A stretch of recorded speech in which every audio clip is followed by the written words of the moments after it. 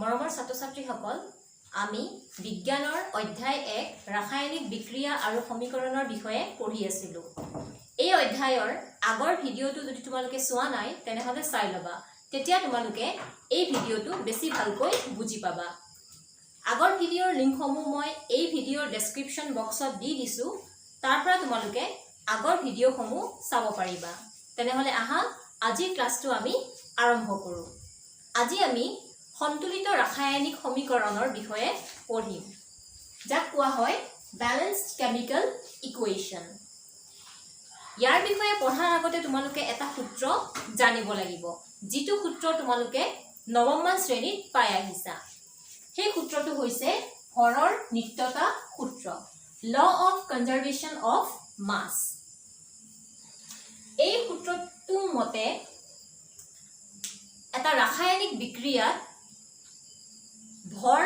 সৃষ্টি বা বিনাশ নহয়। অৰ্থাৎ এটা ৰাসায়নিক বিক্ৰিয়াত বিক্ৰিয়জাত পদাৰ্থ আৰু বিক্ৰিয়ক পদাৰ্থৰ প্ৰতিটো মৌলৰ মুঠ ভৰ সমান থাকে। বা আমি ক'ব পাৰো যে এটা বিক্ৰিয়াত বিক্ৰিয়ক আৰু বিক্ৰিয়জাত পদাৰ্থৰ মৌলবোৰৰ পৰমাণুৰ সংখ্যা সমান। আমি যোৱা ক্লাছতে পঢ়িছো যে এইটো এটা ৰাসায়নিক সমীকৰণ আৰু ইয়াত কাৰ্চিনৰ বাওঁফালে যিখিনি আছে এইখিনি কোৱা হয় বিক্ৰিয়ক আৰু সোঁফালে যিখিনি আছে তাক কোৱা হয় বিক্ৰিয়জাত পদাৰ্থ। গতিকে বিক্ৰিয়ক আৰু বিক্ৰিয়জাত পদাৰ্থত যিবিলাক মৌল আছে সেই মৌলৰ পৰমাণুৰ সংখ্যা সমান হ'ব লাগিব। এতিয়া ইয়াতে আমি এই যিটো সমীকৰণ আছে ইয়াক আমি ৰাসায়নিক সংকেতত প্ৰকাশ কৰিছো। গতিকে ইয়াৰ ৰাসায়নিক সংকেতত এই সমীকৰণটো কি হ'ব যে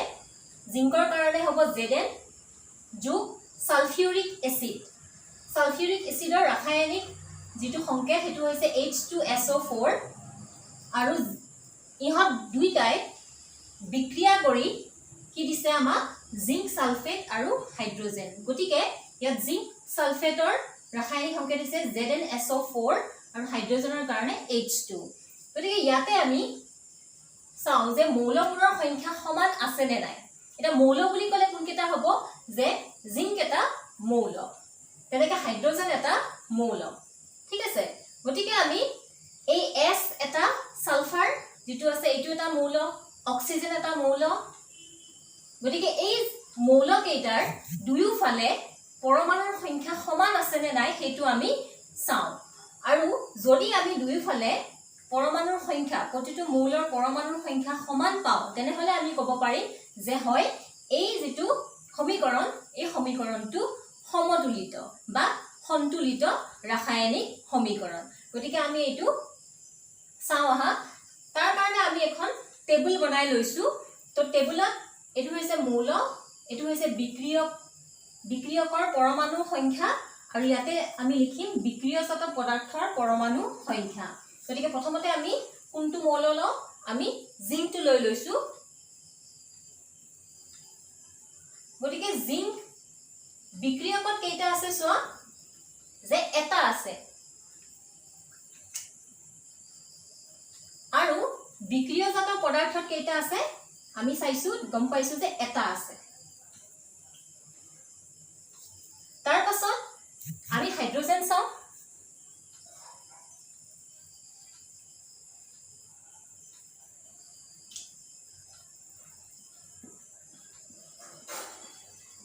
হাইড্ৰোজেন কেইটা আছে যে বিক্ৰিয়কত হাইড্ৰোজেন কেইটা আছে যে দুটা আছে। গতিকে ইয়াতে আমি লিখিছো দুটা আৰু বিক্ৰিয়জাতত আমি ক'ব পাৰো কেইটা আছে H2 অৰ্থাৎ দুটা হাইড্ৰোজেন আছে। তাৰ পিছত আমি সালফাৰ চাওঁ। সালফাৰ মৌলটোৰ পৰমাণু বিক্ৰিয়কত কেইটা আছে এটা আছে আৰু বিক্ৰিয়জাত পদাৰ্থত কেইটা আছে এটা আছে। আৰু শেষত আমি চাম যে অক্সিজেন অক্সিজেন মৌলৰ পৰমাণু বিক্ৰিয়কত কেইটা আছে যে O4 অৰ্থাৎ 4টা আছে আৰু বিক্ৰিয়জাত পদাৰ্থটো কেইটা আছে 4টা আছে গতিকে আমি এই তালিকাৰ পৰা আমি গম পাইছো যে বিক্ৰিয়ক আৰু বিক্ৰিয়জাত পদাৰ্থৰ মৌলবোৰৰ পৰমাণুৰ সংখ্যা কি আছে সমান আছে গতিকে আমি ক'ব পাৰো যে এই যেটো ৰাসায়নিক সমীকৰণ এই সমীকৰণটো কি হয় যে সমতুলিত হয় গতিকে আমি ক'ব পাৰো যে ওপৰৰ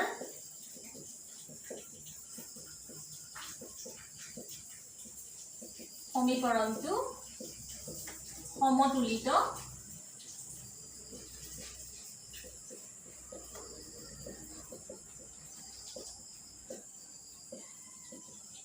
সমীকৰণ গতিকে আমি এটো সমতুলিত বুলি গম পালো কিন্তু যেতিয়া আমি সমীকৰণ লিখো সেই সমীকৰণটো সদায় যে সন্তুলিত হৈ থাকিব তেনেকুৱা নহয় যেনেকৈ আমি যোৱা ক্লাছত কি পাইছিলো যে উদাহৰণ এটা পাইছিলো যে মই ইয়াতে লিখি দিছো যে আমি পাইছিলো ম্যাগনেসিয়াম যেতিয়া অক্সিজেনৰ লগত কি কৰে বিক্ৰিয়া কৰে তেতিয়া কি দিয়ে যে ম্যাগনেসিয়াম অক্সাইড দিয়ে গতিকে এই যেটো ৰাসায়নিক সমীকৰণ আছে এই সমীকৰণটো তোমালোকে চোৱা যে এইটো হৈছে এইখিনি হৈছে বিক্ৰিয়ক আৰু এইখিনি হৈছে বিক্ৰিয়াজাত পদাৰ্থ গতিকে ইয়াতে আমি মৌলসমূহক আকৌ এনেকুৱা ধৰণে কি কৰি চাম আমি তুলনা কৰি চাম তেতিয়া আমি দেখিছো যে ম্যাগনেসিয়াম কিমান আছে বাওঁফালে এটা আৰু সোঁফালে আছে এটা কিন্তু অক্সিজেন চোৱা অক্সিজেন আছে বাওঁফালে দুটা আৰু ইয়াতে আছে অক্সিজেন এটা গতিকে এই যেটো সমীকৰণ এই সমীকৰণটো কি নহয় সমতুলিত নহয় গতিকে এতিয়া যদি সমীকৰণবোৰ সমতুলিত হৈ নাথাকে তেনেহলে হিহতক আমি কেনেকৈ সমতুলিত কৰিম হেতু আমি হে পুতে পদ্ধতিটো আমি এতিয়া চাও আহা অসমতুলিত ৰাসায়নিক সমীকৰণ সমতুলিত কৰিবৰ কাৰণে প্ৰথম পৰ্যায়টো হৈছে যে যেটো ৰাসায়নিক সমীকৰণ আছে আমি ইয়াতে কোনটো ৰাসায়নিক সমীকৰণ লৈছো যে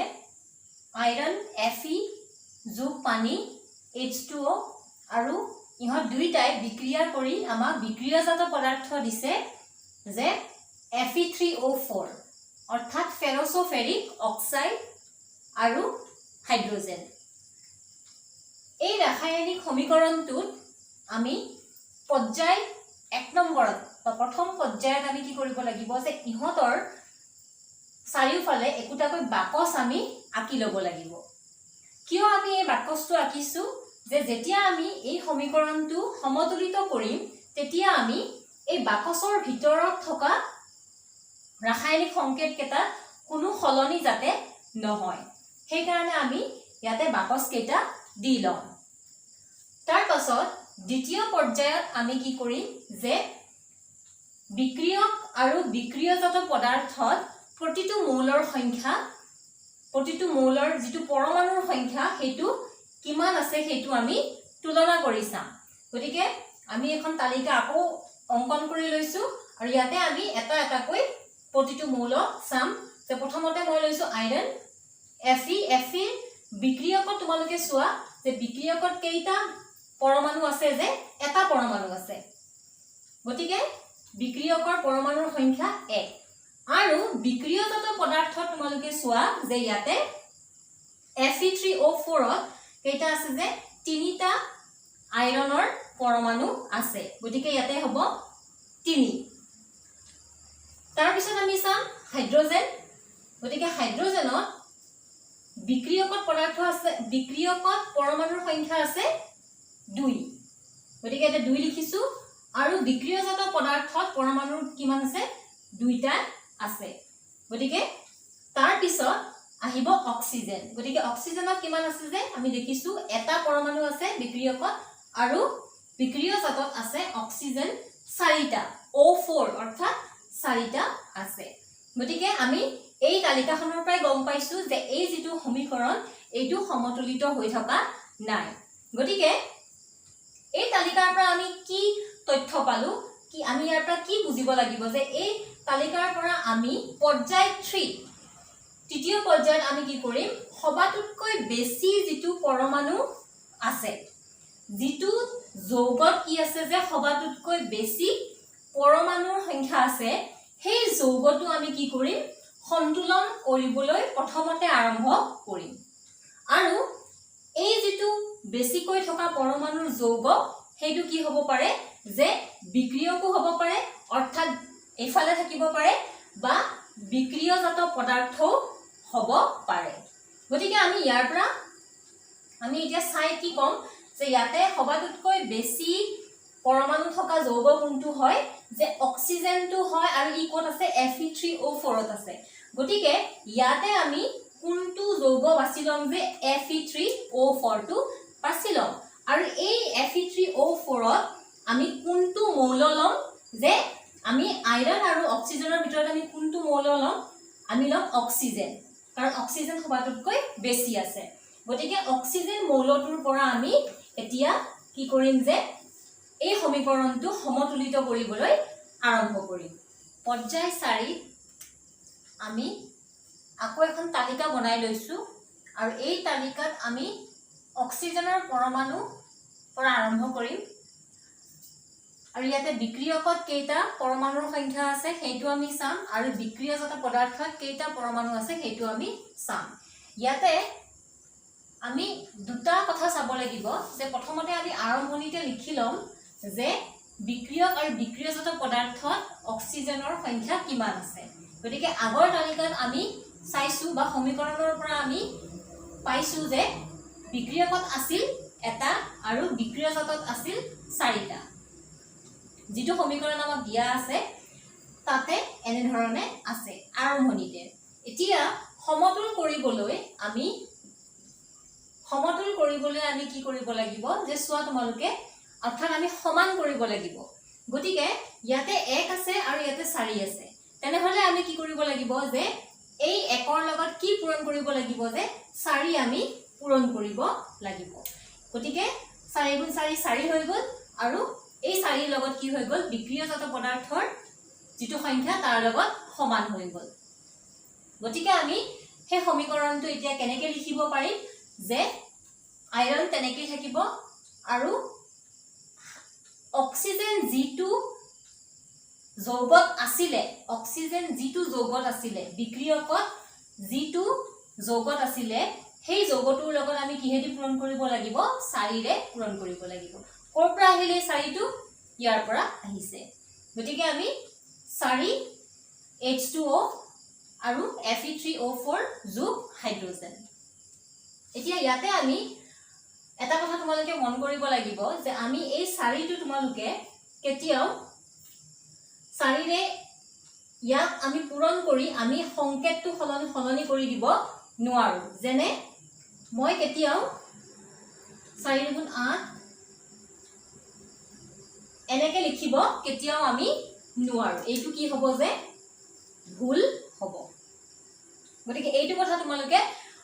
সদায় মনত ৰাখিব লাগিব কিয়নো আমি প্ৰথম পৰ্যায়তে আমি কৈছিলো যে কিয় আমি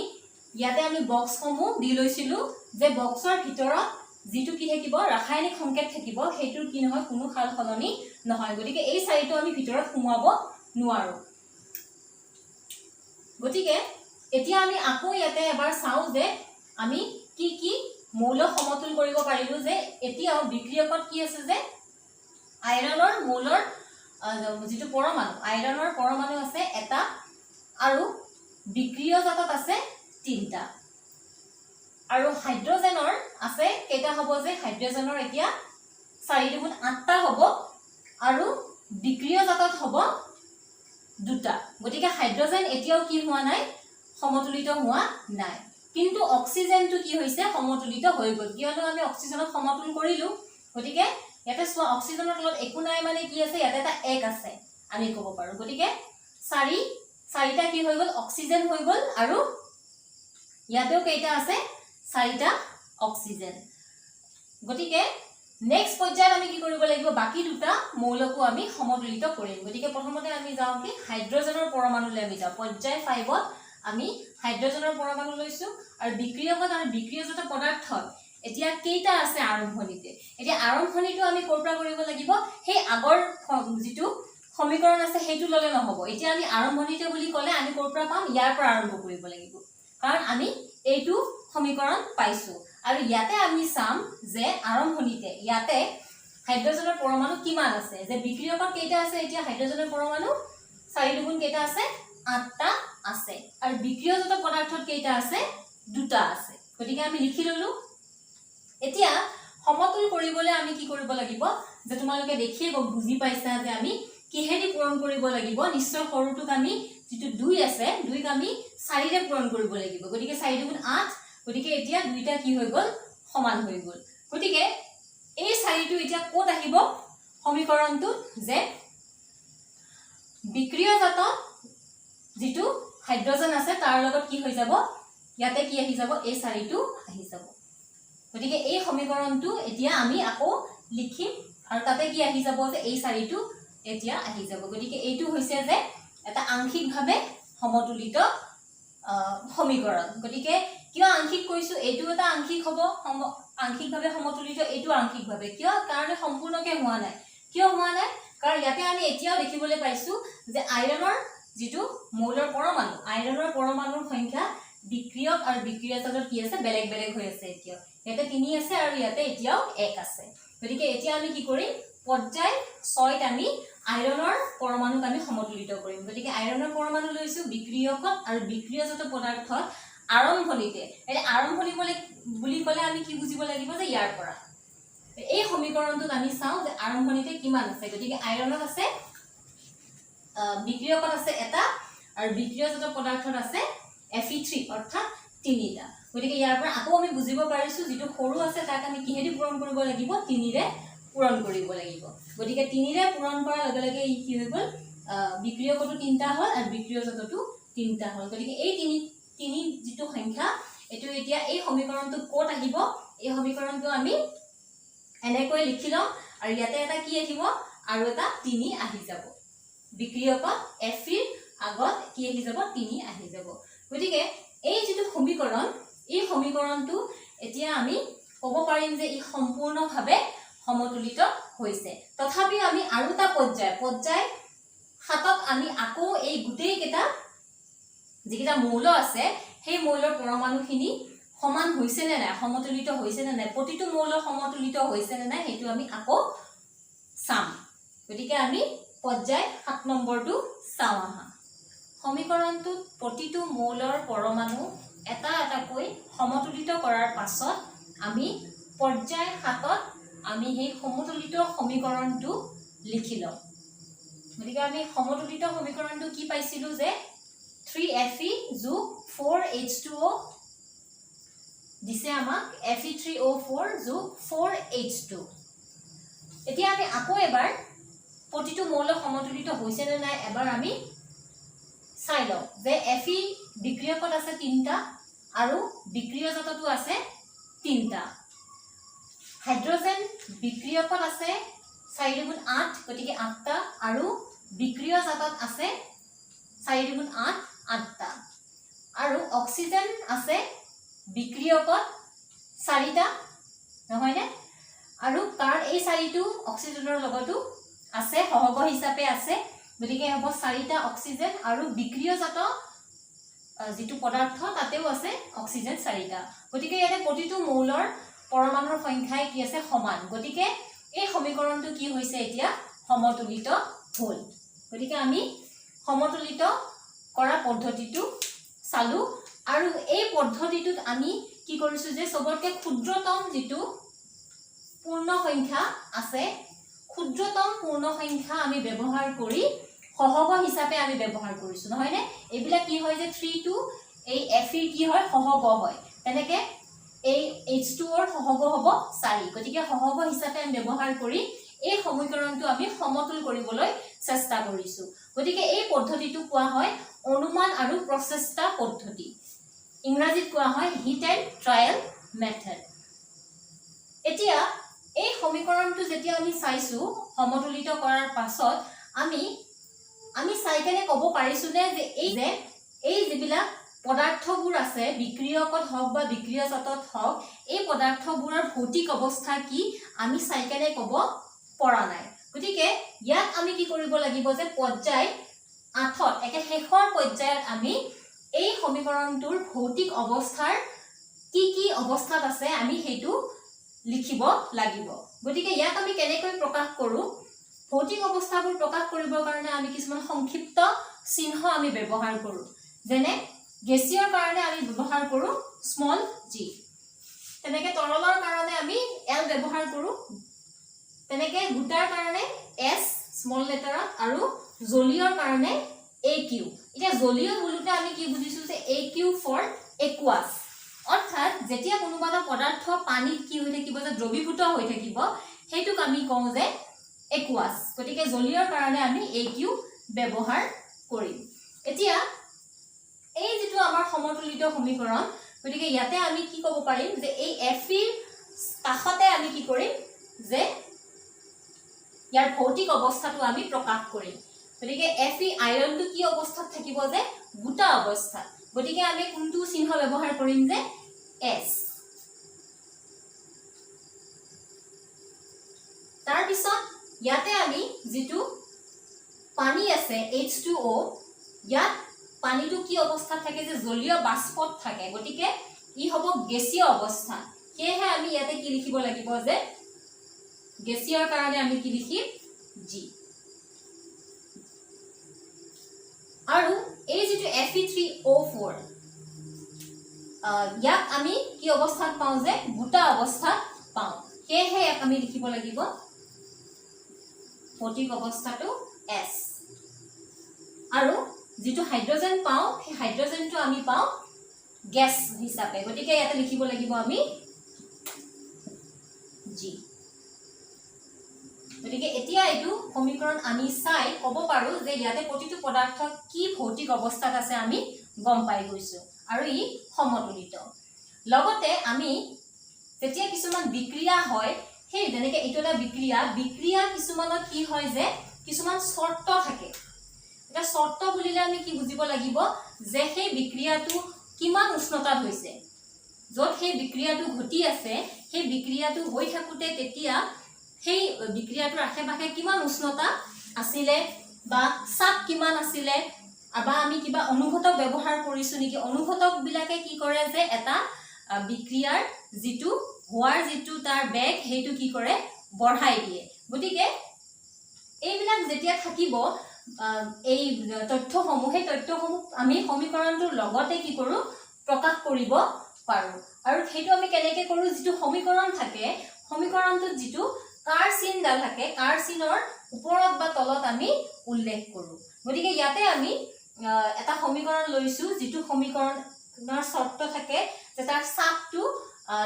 340 বায়ুমণ্ডলীয় চাপ থাকে 340 বায়ুমণ্ডলীয় চাপত হয় গতিকে ইয়াতে যেটো কাৰ্বন মনোঅক্সাইড আছে ই গেছীয় অৱস্থাত আছে ই কি কৰিছে হাইড্ৰোজেন গেছৰ লগত বিক্ৰিয়া কৰিছে আৰু সেই সময়ত এই বিক্ৰিয়াটো হবৰ কাৰণে চাপ লাগিব 340 বায়ুমণ্ডলীয় চাপ আৰু ই কি দিছে যে আমাক মিথানল দিছে আৰু ই কি অৱস্থাত পাও আমি তৰল অৱস্থাত পাও গতিকে L লিখা হৈছে গতিকে ইয়াতে আমি কি কৰিছো যে শৰ্তসমূহ প্ৰকাশ কৰিব পাৰিছো তেনে ধৰণে সালোক সংশ্লেষণৰ যেটো বিক্ৰিয়া আছে সেই বিক্ৰিয়াটো হৈছে যে কাৰ্বন ডাই অক্সাইডে পানীৰ লগত বিক্ৰিয়া কৰে আৰু শৰ্তসমূহ কি হৈছে যে